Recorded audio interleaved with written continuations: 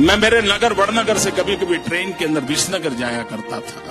एक 12-15 साल का किशोर जिसको पोलियो हुआ था, कमर के नीचे का शरीर काम नहीं कर रहा था, वो मुश्किल से ट्रेन के अंदर चढ़ गया।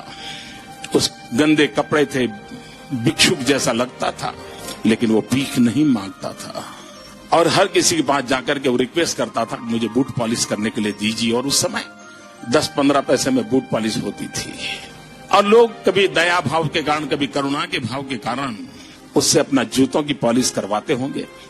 लेकिन मैंने देखा पॉलिश वाले करने वाले बहुत देखे थे, लेकिन इस बच्चे की तरफ मेरा ध्यान गया।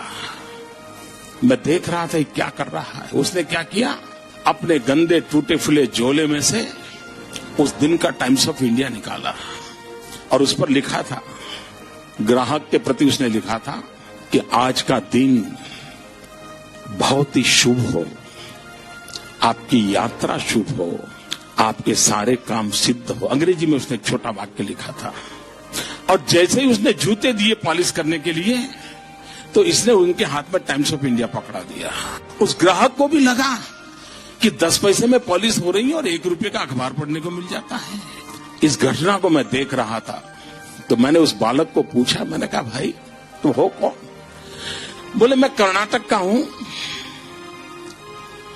कोई परिवार में है नहीं, मेरी शरीर की हालत अच्छी नहीं है, लेकिन मैं सम्मान से जीना चाहता हूं, इसलिए मैं यहां पहुंच गया हूं, करते करते काम कर रहा हूं। और बोले मैं लोगों की सबसे अधिक सेवा करना चाहता हूं। बोले हर दिन सुबह एक टाइम्स ऑफ इंडिया खरीद लेता हूं और दिन भर में 25-30 लोगों की जब पॉलिश करता हूं, 5 मिनट 7 मिनट पॉलिश करता हूं, उतनी देर वो अखबार पढ़ लेते हैं और मुझे आशीर्वाद भी देते हैं, पैसे भी देते हैं। मैंने इस दृश्य को देखा तब मुझे गीता पूरी तरह समझ आ गई। मुझे लगा इसको कहते हैं योग कर्मशु कौशलम।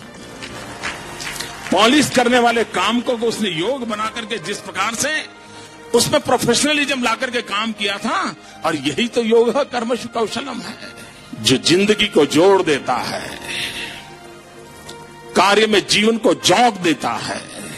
वो यौगिक अवस्था को प्राप्त करके जीवन में एक अद्भुत अनुभूति का एहसास करता है।